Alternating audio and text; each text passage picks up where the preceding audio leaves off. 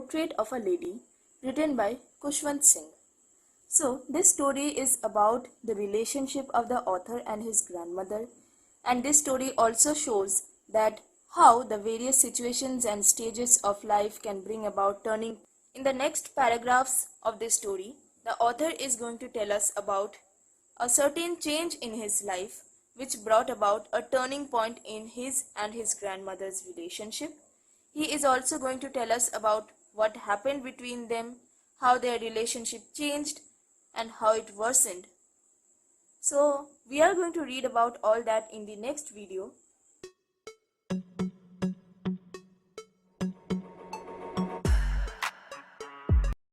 So, in our last video, we had read about how the author Kushwant Singh and his grandmother spent their days together when they lived in their village. Now, this is the part 2 video of The Portrait of a Lady, wherein we are going to continue from wherever we had left in our previous video. So, I hope you all will like that, and now let's begin.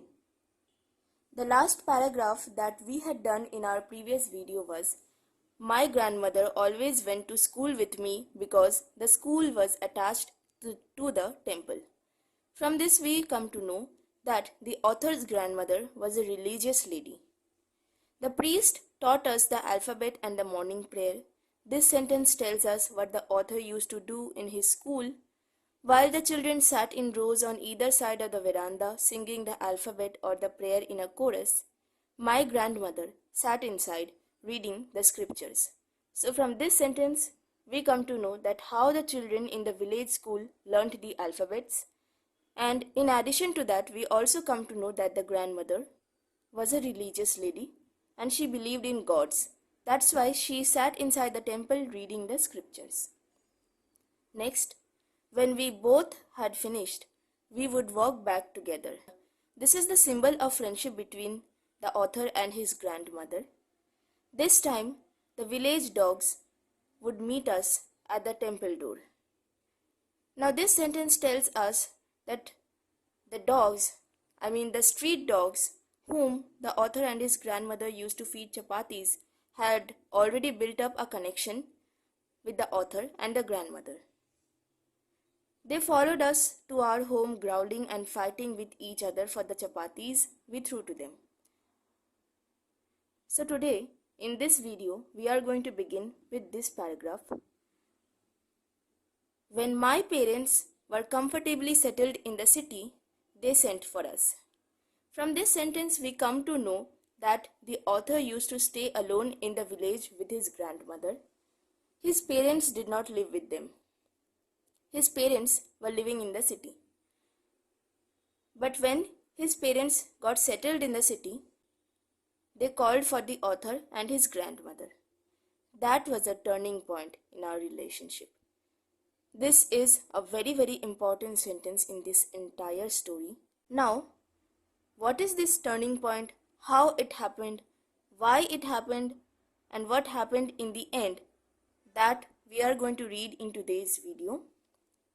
Although we shared the same room, my grandmother no longer came to school with me. So these sentences now tell that how the turning point affected their relationship and how their lives became different. I used to go to an English school in a motor bus. This is depicting how the author's life was changing from his village life. There were no dogs in the streets, and she took to feeding sparrows in the courtyard of our city house. As the years rolled by, we saw less of each other. So these are the consequences of this turning point. For some time, she continued to wake me up and get me ready for school. When I came back, she would ask me what the teacher had taught me. I would tell her English words and little things of Western science and learning, the law of gravity, Archimedes' principle, the world being round, etc. So, after coming to the city, their relationship was not completely snapped. For a few years, the grandmother continued to wake him up in the morning and get him ready for the school. When the author came back from school, the grandmother used to ask him what was taught to him, and the author told about things which were completely new to the grandmother. He told about English words and little things of Western science and learning, which the grandmother was not familiar with and which was never taught in the village schools. This made her unhappy because the author's life was changing. His lifestyle was changing. Whatever he was learning was not similar to whatever he used to learn in the village. This is what made the grandmother unhappy. She could not help me with lessons. This is also the reason for her being unhappy. She did not believe in the things they taught us at the English school and was distressed that there was no teaching about God and the scriptures. Now we have read previously that the author's grandmother was a religious lady.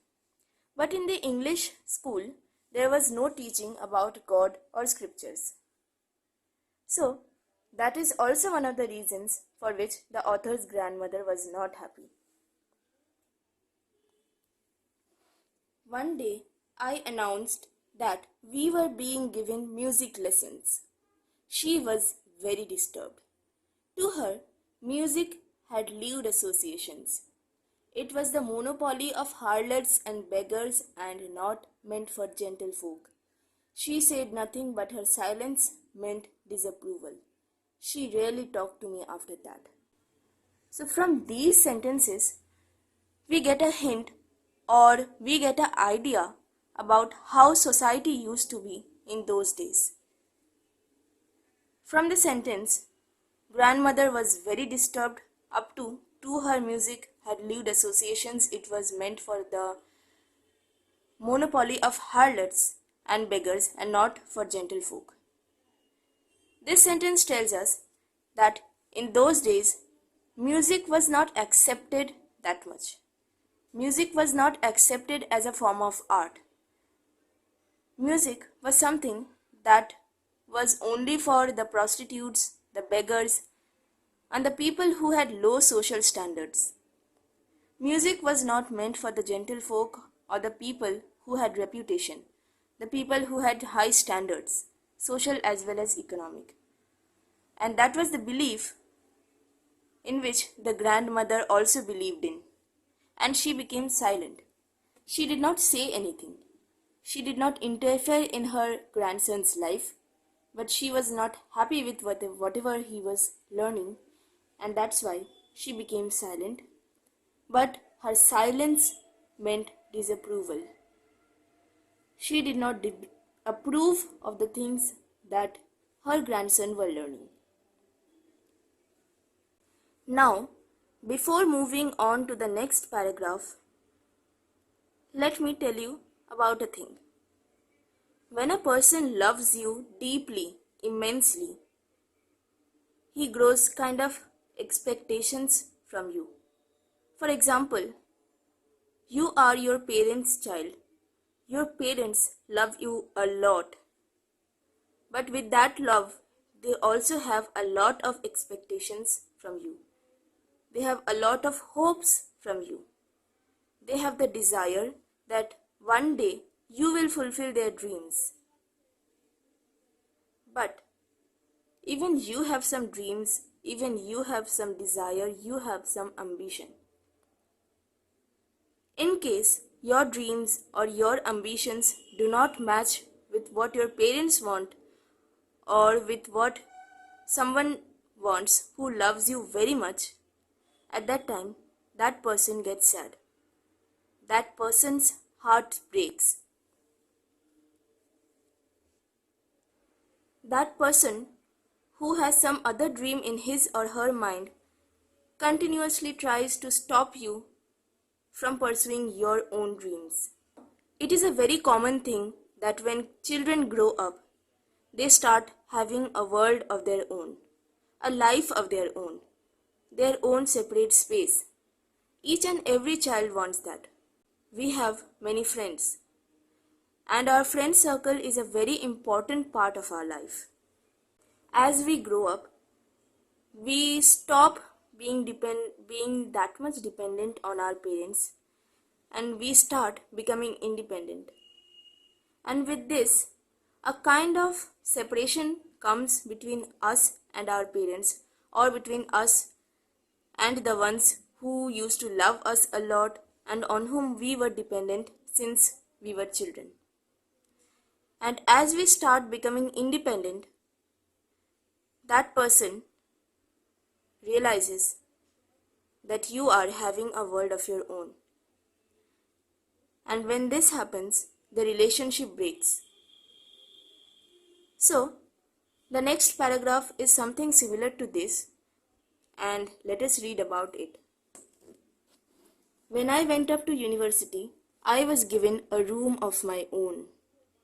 From the very first sentence, we see a change in the author's life. Previously, he used to sleep in a single room with his grandmother. But when he grew up and he went to the university, he was given a room of his own. The common link of friendship was snapped. My grandmother accepted her seclusion with resignation. Now, over here, what is the common link? The common link is the room that the author and his grandmother shared. Because now there was kind of a turning point in their relationship and they saw less of each other. But the only place where they were together was their room. But now that the author was given a separate room of his own, the common link of friendship between them was snapped. My grandmother accepted her seclusion with resignation. And this was the thing about which I was talking before beginning this paragraph. Now, when a person who loves you deeply finds out that you are having a life of your own and you have started to forget that person, or you have started getting parted from that person, that person starts protesting.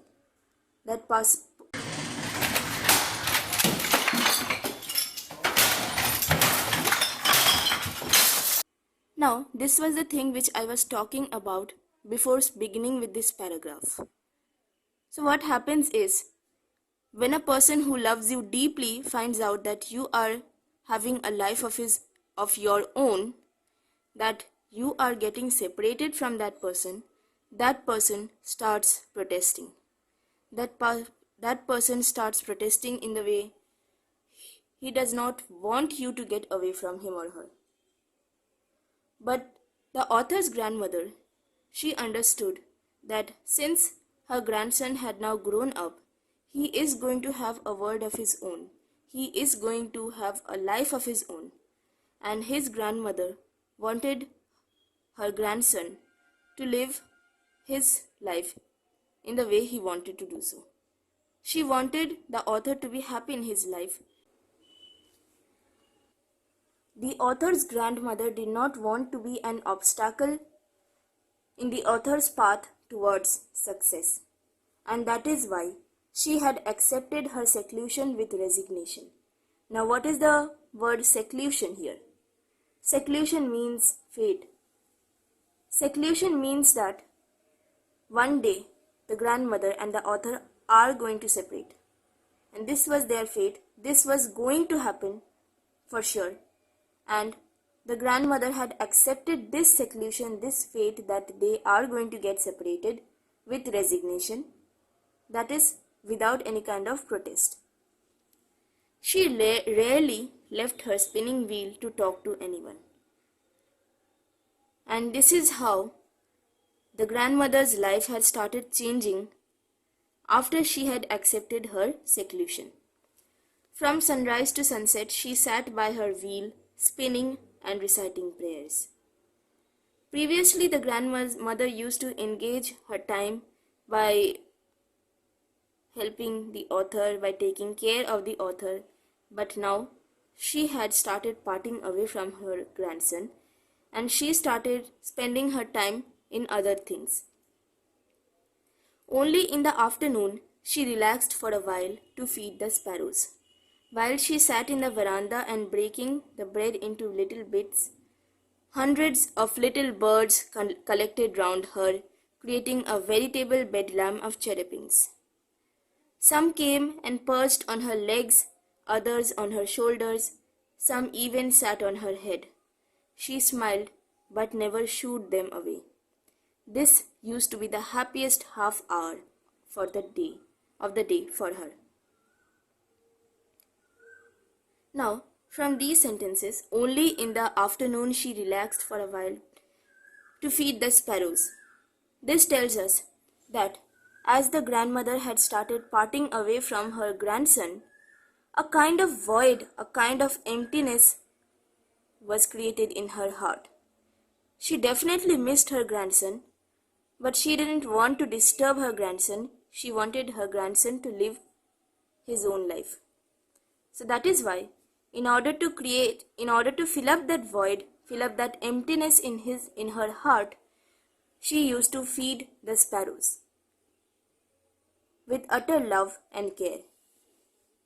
While she sat in the veranda breaking the bread into little bits, though the grandmother used to break the bread into little bits and then give it to the birds, because she knew that it is difficult for the birds to break the bread by themselves. So, since she cared for the animals as well, she understood them. She broke the bread into little bits and then fed the sparrows. Hundreds of little birds collected round her, creating a veritable bedlam of chirrupings. From these words we come to know that since the grandmother used to take so much care of the birds had also created a connection with the grandmother. Even they loved the grandmother.